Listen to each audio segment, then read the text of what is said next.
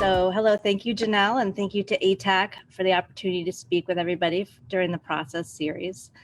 I'm going to be looking down every once in a while because I wrote notes so I stay on track and I don't, forget things or anything like that. So I'm Rebecca McGee Tuck, and I'm a found object sculptor, a fiber artist, a weaver, a welder. So literally a jack of all trades, but really a master of none. And I will give you a little outline of what I'm going to be talking about the next 30 minutes. And I'm going to try to talk slowly, and I'm always nervous, so I'll just do my best here. So I'm going to give you an idea of my background, and I'm going to talk about the beginning of 2020, where I was at in January. And then I'm going to talk about how I made my way through the weeds during the stay-at-home order. I'm going to bring you up to date about what's happening in my art life, including taking a look around my studio. And at the end, I'll take any questions or comments that you have. I love trash. My favorite saying, growing up, we would always go to this place that had a big sign outside of it. There was like an antique store, and it had a big sign that said, one man's trash is another man's treasure. And it's really a motto for me, and I should have it written up on my studio wall because I think about it all the time. And trash is really, if you're seeing around me, everything is made of trash. And so I went to Massachusetts College of Art in 1990, but I didn't graduate until 2019. I took a 25-year gap to raise my family, and then I reapplied in 2016. And I got to walk in 2019, which was really awesome. And I got a BFA in sculpture. So that was cool. And as soon as I graduated, I hit the ground running. I became determined to make up for lost time and do everything I could to make it to my goals of living and working as a full-time artist. I rented a studio here at the Mill Contemporary Art Studios. It's at the Saxonville Mills in Framingham, and along with a bunch of other artists. So I'm surrounded by art, which is one of my goals. And then I started to figure out how to keep myself on the right path to creativity and motivation. So I guess I'm going to start with January 2020. It began good. And so I was 6 months into my studio, and I made myself a personal schedule that I was sticking to. I would spend about like an hour in the morning with coffee, and I would write proposals or search for art calls. I would look at other artists' websites and find any artist meetups or workshops that were offered by art associations. I joined 3 that were nearby me. Arts Worcester, Cambridge Art Association, and Newton Arts Association. And I just took advantage of all the things that they had to offer. Art, like people were meeting up and there were shows, and it was going really well. Then I would go to my studio, and though I had no show or crit to work towards, I learned how to make my own assignments. I would go to Cafe Call and Submittable and find an art call that would inspire me to create something. And I would make it and I'd submit it. And 1 out of 5 times it would be successful, but that one time was awesome. And the other times that I didn't make it, it was also like a motivation to, to try again or to submit it somewhere else or something like that. And so the winter of 2020 was going great. I had a sculpture accepted into an internationally juried show at the Beacon Gallery in SOA, which was cool. And I had pieces lined up in shows through April. I was inspired in my studio and had lots of work happening. Then March. So at an opening on March 10th, things were getting weird, as we all know, and COVID was creeping in on all of our lives. Things sped up on March 17th, we were all notified here at the mill that we couldn't work in our studios anymore because we were non-essential. I don't agree with that, but you know, we really weren't. But anyway, I couldn't go into my studio anymore. And so I had a day to go in and mask up and grab whatever I needed for who knows how long, 2 weeks, forever. I didn't know.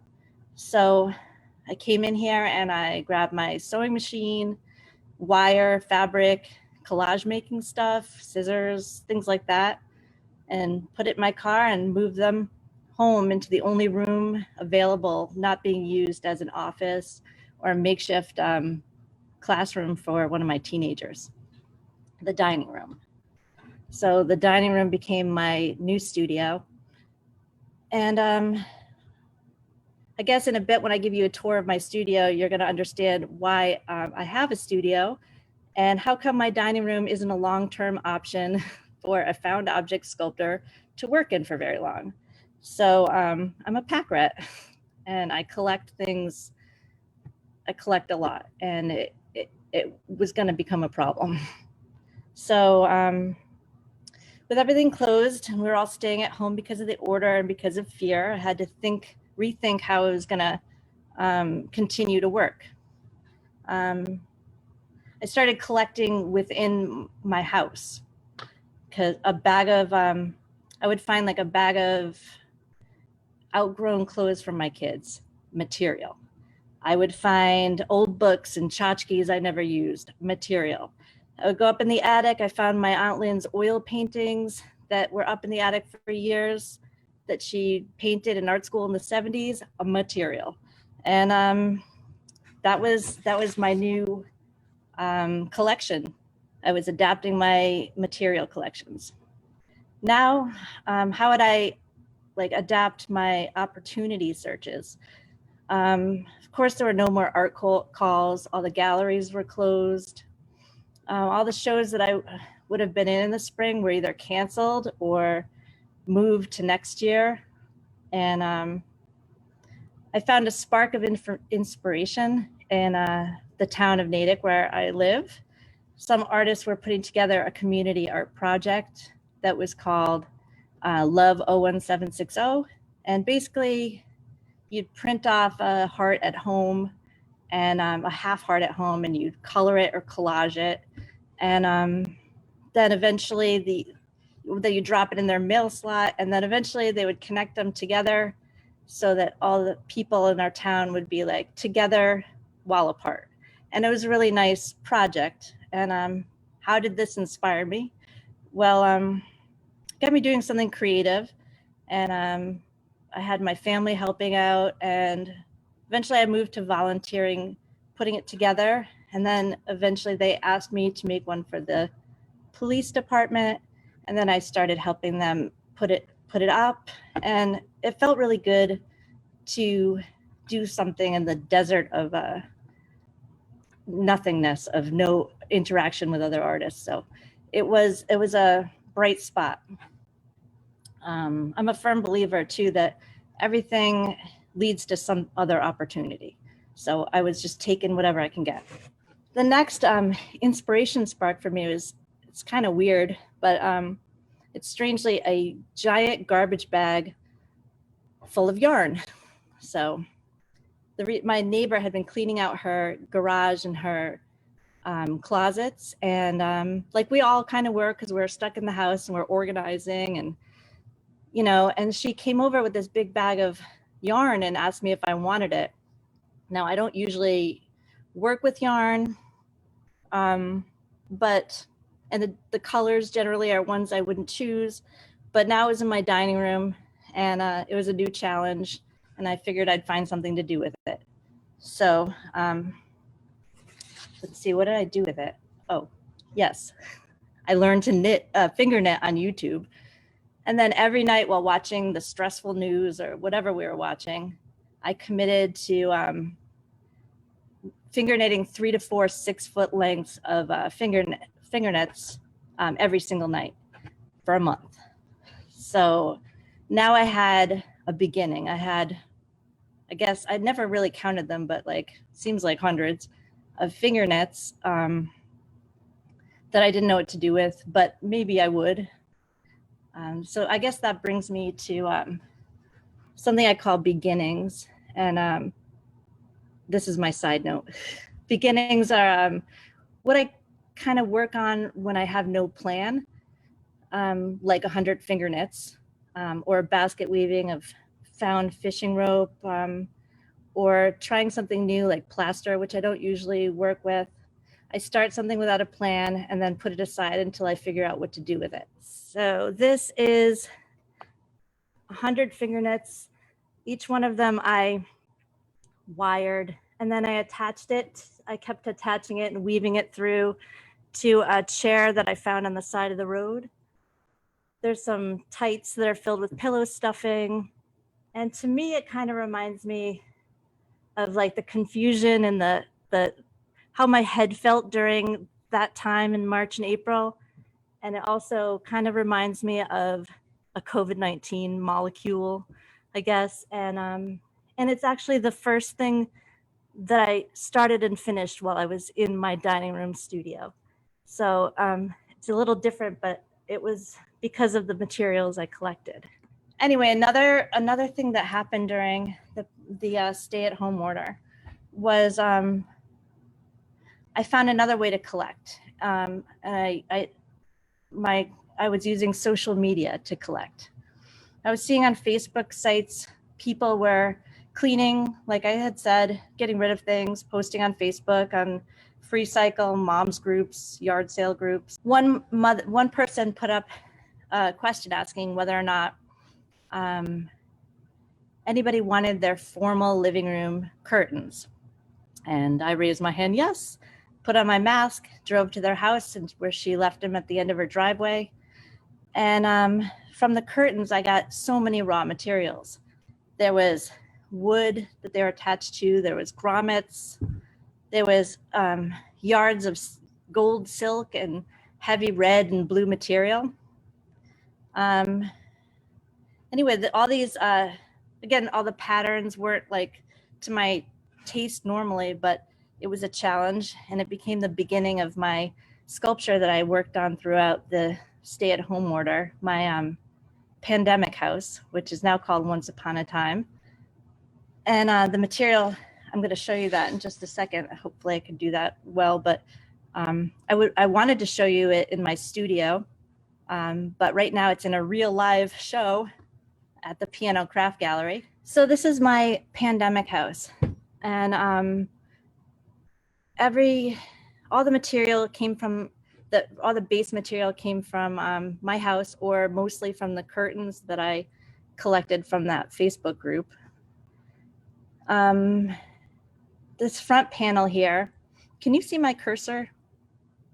Okay, so the front panel here is, I still get the Boston Globe paper, and I was noticing every Sunday that there was up to 25 pages of obituaries, and it was really hard. And I started collecting them and reading them just in a little way to honor the people or think about them. And so this is, I'll give you a little closer look. This is a quilt of all the obituaries that I collected during that time.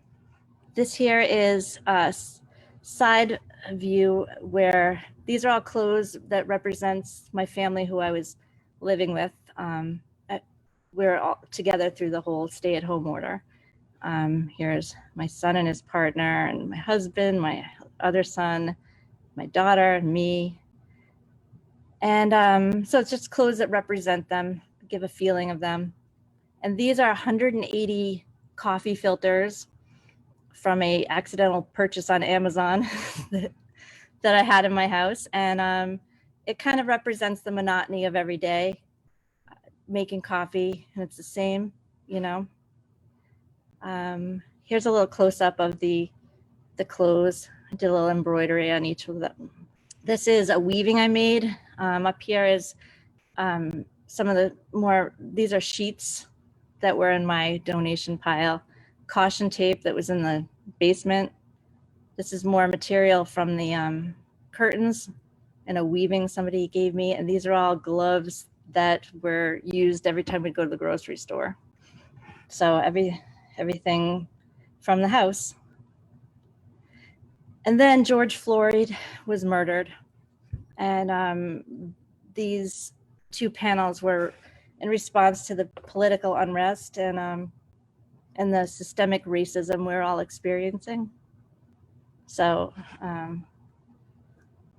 it became obviously, like, you could see how everything within this house was affected by the day-to-day during the pandemic.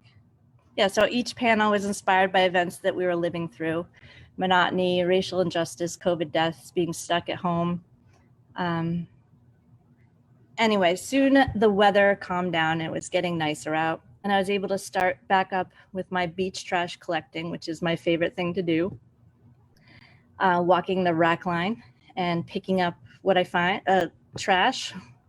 And I learned that from my dad, who's on this up here in the Zoom. Hello, Mom and Dad. I would drive to Humrock Beach in Scituate several times a week, collecting in canvas bags or sometimes with a beach cart. And thankfully in June, my studio opened up because I draw the line at storing sea debris in my dining room. Now I clean it and I leave it out in the sun to dry out, but still didn't want it sitting in my dining room. You know, maybe the dog would pee on it or whatever, it would just smell, I don't know. And so anyway, I'm back in my studio, little by little, you know, as when we got more comfortable, a little bit at a time. It was right about this time that I found out that some of my January proposal work had panned out big time. I was notified that I won the Present Tense Award and a solo show hosted by Arts Worcester. It was amazing and very exciting. And now I have new goals, and thank you, new goals and a deadline. And I needed to up my collection at the beach and plan 10 to 14 sculptures and get to work. So I'm installing it actually next Friday, and the show is going to be December 3rd to January 31st. And I hope that you can come and just check on my Instagram or my website, and you can get information on the stuff that'll happen with that. I'm going to do probably an artist talk in the gallery. But anyway, taking a breath. One last thing I'd like to talk about before I show you around my studio is, because of all of my beach cleanups and working with beach trash, I became more passionate about cleaning up beaches. And I found 70 Mylar balloons in 1 week after July 4th, and just on the beach, tangled up in carcasses of seagulls, in everything. Some of them were just floating, blowing up in the water that we would grab out of the water. It was nuts. And actually you could see behind me what I created with over 150. I'll show you a little closer in a minute, but it's a giant jellyfish made of 150 Mylar balloons that I collected along the beach. Anyway, I found hundreds of plastic bits, beach toys, ropes, lobster traps, everything. And I sought a way to help in a more active way. So I reached out to a group called Surfrider Foundation, and I talked to members of the Massachusetts chapter on their monthly Zoom meeting, asking how I could help and how I could connect my beach collection sculpture with the work that they were doing. Multiple people want to know, how big is that house? It is six feet tall and 8 feet long, and about 4.5 feet wide, maybe 5 feet wide with the base. It's pretty big. I should have taken a picture of myself next to it, but it takes up half my studio almost when it's in here. Thankfully, I made it so it could be taken apart and brought in through a regular door. That's awesome. The scale got a little bit closer to see with the clothing on it, but I had the same question myself. And then we have another question, which is strangest trash find. Inside here are somebody's dentures. So that is my strangest trash find, right? Quick as.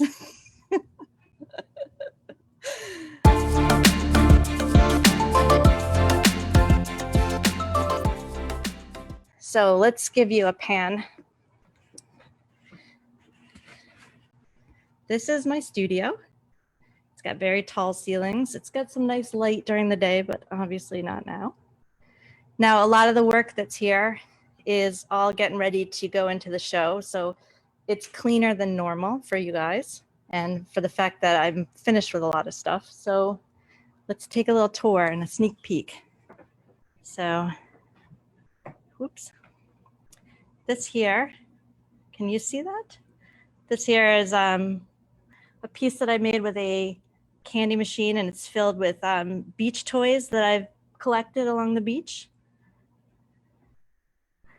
And there's several, here's a weaving that I made a lot. If you look on my website too, you can see closer up pictures, but this is fun to do anyway. This is a weaving I made out of jeans that I collected from people I know, friends and family.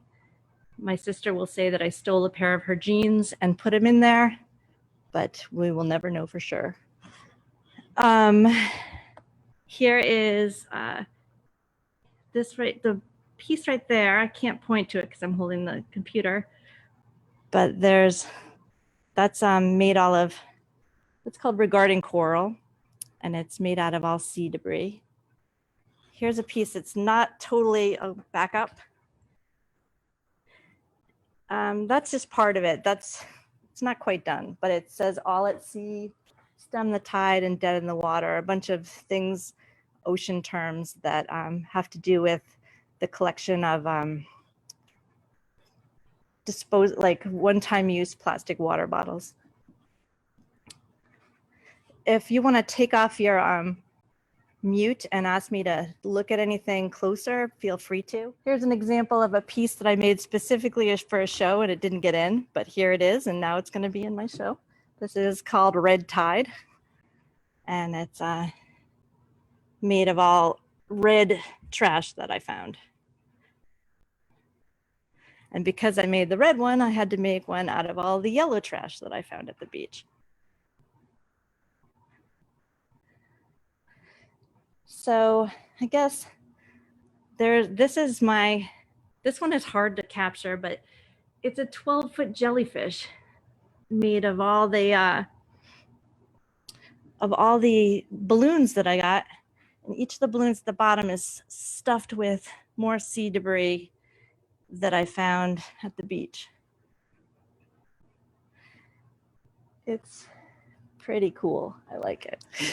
And let's see. Here is a piece I made as like part of my final at art school. This is called 19 Fathoms. And it was kind of my first big, inspired by Lee Bonteque giant piece. So I was talking about oil paintings. So this is one of my Aunt Lynn's oil paintings. And one of the beginnings I made here was I cut it in half and I added a zipper. If you could see it. And then from there, I just kept on building parts to it and adding to it until I became a little obsessed with taking apart old paintings and making them into something new. In fact, there's an old painting of hers on deck, ready to be taken off its frame and cut up. Can I ask a question? Yeah. So does your, I love that you're using somebody's painting. Does your aunt know that you're using her painting? Yes, she does. And in fact, I thought it was so funny because she saw this one on Facebook and she said, "Oh, I love the colors in that. They remind me of Hieronymus Bosch." And I was like, "Yeah, because you love Hieronymus Bosch and that was from your painting." So it's your color palette. So I love that she noticed it. But yes, she does know. This is a friend of mine gave me this taxidermied bird. So of course it had to be used. This piece is about telling white lies, or just little lies anyway. And then recently I just added some doll hair to it for fun. So, is there anything anyone would like to see or talk or ask about? You want to see my collection of sea debris? Okay. Here's my library. Right down here, let's see if I could see, is my library of stuff waiting to be used. It's all been washed and left out in the sun. I have, I don't know, things like doilies. I don't know, hundreds of these for some reason. I have lots and lots of cigar boxes. Slides are in them.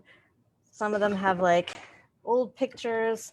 I know one of them has like 25 yarmulkes because somebody gave me 25 leather yarmulkes that just, here they are. And they're leather, so they're good to cut up. And I hope that's not, well, everything is fair game here to cut up. And I don't know, I have yarn, I have paint, and here's my like table of work, like my drills and my wire and things like that. Stuffed underneath are sculptures that I was trying to get out of the way because to have room to walk and things. So I'm pretty packed in here. I can't weld here at these studios. I have all my welding equipment in my garage at home. So I will weld things there and bring them in here to usually cover with fabric. That's kind of how I work with things. Recently, I just put together this groovy mask. This is great, and that's just from me. I'm not reading that one. That's my own. Bonnie said that it's amazing and disturbing. I'm assuming that's the jellyfish. I'm gonna look and see if that's a nod. Or the teeth. Yeah. Oh, yeah. That could have been that too. And Anne-Marie says, you know, that she loves the repurposing of paintings. I was curious about if your aunt knew as well, or if if that was done in secret. And then Michelle says, I love seeing the wonderfully beautiful collision of your passion for art and your passion for being a planet protector. And then somebody asked if you did your own welding, just as you were saying that you couldn't do welding in the studio. So that was answered. And then Hillary asked, how long does it take from the idea to a finished piece? Well, I usually have like many beginnings happening. So it's hard to say. I know for a fact how long it took me to do the pandemic house because it was March and I finished it in September. It was like the whole length of the stay at home or a little bit beyond. So what was that? Five or I don't know, 5 months, whatever, 4 months. And as for the other things, like the painting, I started it a little bit and then I'd put it aside and then I'd start something else. In fact, this piece right here, I do know, I can't really see this piece right here. I was able to go to the lookout, not the lookout farm, the Natick community organic farm, and they let me go through their trash. And I found all these great windows and parts to tractors. And so I made that piece pretty quickly because I was supposed to have a little show there, and then, you know, everything got messed up. But I would say it's hard to answer. That's my answer. That's a good answer. So, well, Cindy says you're the coolest person that she knows, and And Jake asked if you ever repurpose any of your own work. If you like, does your own work get recannibalized into yeah. works? Yeah. Yeah, let me think. Oh yeah, I have a great example of that. So this piece right here, that was a different piece altogether. And what happened was I had made this one regarding coral. Where is that? I can't see it up there. Oh geez, this is hard. I've made a piece with bags, like the bait bags, and it was going to be in a show, and I wanted it to be in my solo show. So I took a piece of art that was already made on the wall, and I added bait bags to it to make kind of like another version of regarding coral, because I wasn't really happy with the other one, or it just wasn't exciting anymore. And so now it's kind of like it's eaten the old sculpture and it's a new sculpture. How do you know when it's finished? And is it ever finished? Oh, it's finished. When I think awesome, it's finished. Like when my pandemic house was done, I was like, oh my God, that is awesome. So I guess that sounds so, I'm sorry about that, but like when I feel good about it, then it's done. So I feel like the jellyfish is almost done, but I think it'll take me displaying it to tweak it here and there to make it perfect in my head, but it's done when my head says it's done, I guess. I don't think that requires an apology at all. It's something that I definitely have interfaced with, I guess, with lots of artists. I think that we have this like culturally held idea that we're supposed to be like so always struggling with our work and like and everything being like not quite right and all of these things. And then I know a lot of artists that are like, I love my own work. Like sometimes I go back to my own work for inspiration. And I think that that's really healthy and wonderful. And you know, something that has that much of your heart and passion in it, like should be joyful to a degree. Do you ever get inspired to create something by what you find, or do you have a vision and then you like are looking for that trash to bring it to life? No, it always starts with an object. Like it always does. I can just, sometimes an object will be sitting in my studio for a while. Like, I don't know. For example, this boar's skull that I found at the beach. That's also another weird thing I found at the beach. I don't know, maybe it'll become part of something. So I usually need to have an object, and I got it. It'll remind me of something. An object will remind me of something, and I don't know. I just go from there. Here's a question. How did you manage to create art during the quarantine while home with your family? I have a similar question. How did you manage that? Well, we were all, well, it's in my when I walk down the stairs, my dining room is right there. So in my pajamas all day, sitting at my sewing machine, it felt fine to do that. And because it was all ready to go, it seemed a bit easier to do that. And once I started realizing that I can collect materials at home or on social media or however I was doing it, then I had no need to, I didn't want to like jam up Amazon with ordering something, and I never order anything anyway to use. So I guess it just fit in. I remember sewing all the coffee filters while I was watching, I don't know, Jeopardy or something, and just do, because it's a mindless thing. There's 180 of them, so just would do other things while I was making, and also telling people to get on their online school and figuring out what's happening for dinner. You know, it worked. Do you ever get stuck in what do you do when you're not feeling inspired? And do you think you'll always work with trash?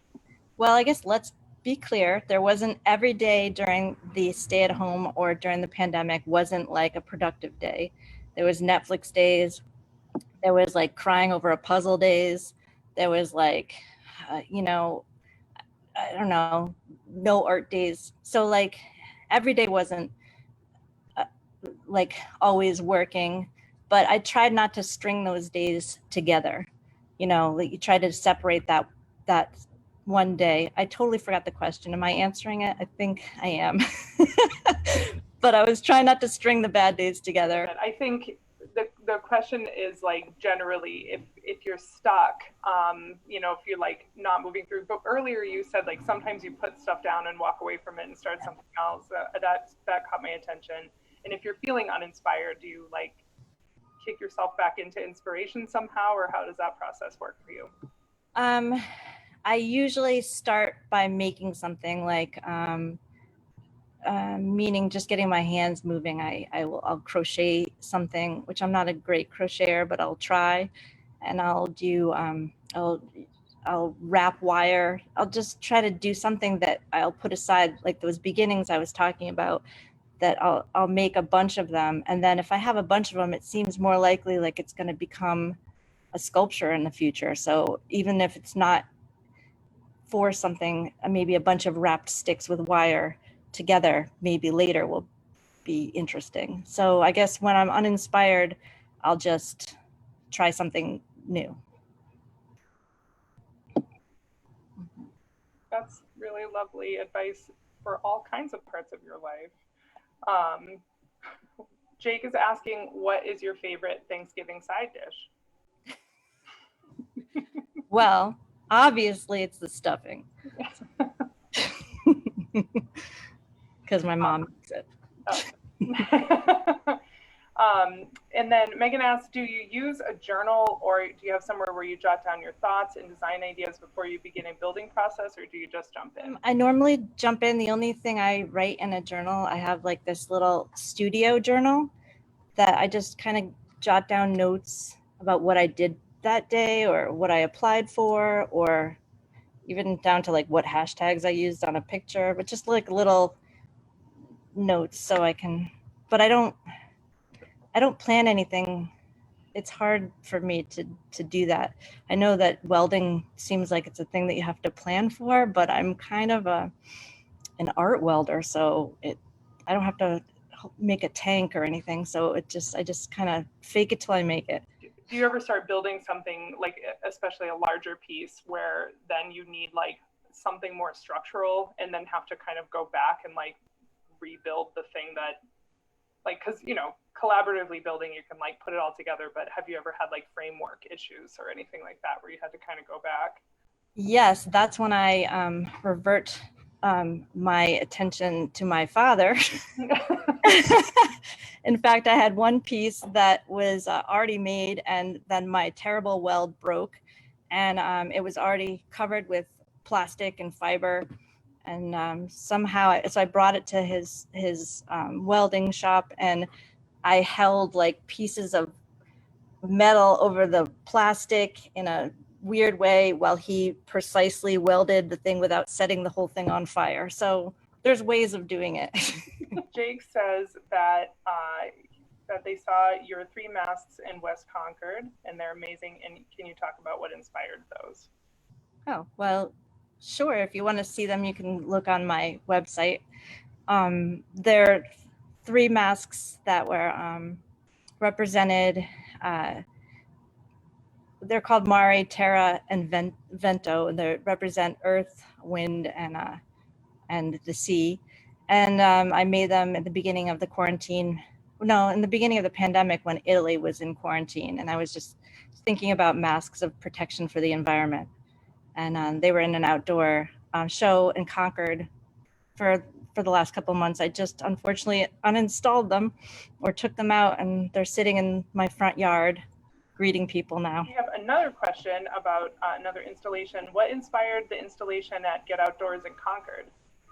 Oh, well, that one is a door that I wanted to make into an interactive door. You can also see that on my website.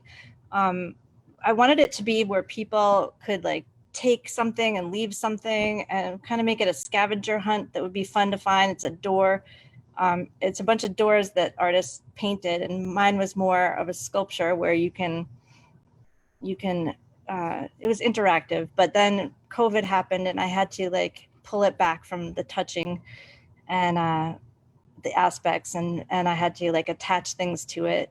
It's still fun, but it wasn't my original vision of like leaving an object and taking an object and writing things in a journal, and but it was still fun, and it's still up there till the end of November in West Concord at the Bruce Freeman Rail Trail. And Hillary asked, can you talk about the Clootie tree? What wishes inspired you? What made you laugh? Well, the Clootie tree is another series of sculptures I made. I've made a couple of them now. It's inspired by a Celtic tradition of going to Clootie wells, which were holy places, and people would leave offerings of material like on the tree nearby. And so the Clootie wishing tree, it just became like a thing where I had one Clootie tree at the 2020 graduation for the Natick High School, where I wrote everybody from the high school's name on and had everybody write wishes, and I attached it to the tree and it was part of the ceremony. I have them in my front yard too, waiting to be somewhere. So there's a couple, it's going to be a whole forest of Clootie trees. But what tips would you give to someone just starting out making art? Well, I would suggest joining art associations, because then you'll be in with groups of people like-minded. I guess I would say to look at other people's art, go on other people's websites, go to shows, go to galleries, just kind of meet people and look at their art and ask about their art. I think that that's really good advice to be around artists. I know, especially when you're outside of school, it can be really challenging to get feedback and grow from one another. It's like, art school is a really great environment to learn that, and it definitely takes a concerted effort to create that for yourself once you're outside of that environment. I have found in my own life. That's a really great idea. Please follow me. I think it's backwards, but follow me on Instagram, because I always update things about what I'm doing. You can direct message me. You can go to my website and contact me, ask me questions. I'm happy to talk to anybody about art, and I'm always open to having people come visit safely, COVID safely, at my studio. So I don't know, that's how, but yeah, follow me, and my website is updated all the time because I'm weirdly obsessive and about that. And that's how you can see me or hear from me or ask me questions. This was so great. It was so wonderful to see all of your work and get a chance to see some of it so close up, even though we're so far apart. I'm really excited for all of the things that you have coming up. That is really, I'm glad that things are able to come back together after the shutdowns. And I know, from an administrative side, all of that rescheduling and shows getting pushed out, it is a logistical nightmare. And so I'm really, really glad that those things are coming together. It's great. And I'm sure that it's a real relief coming out of that time.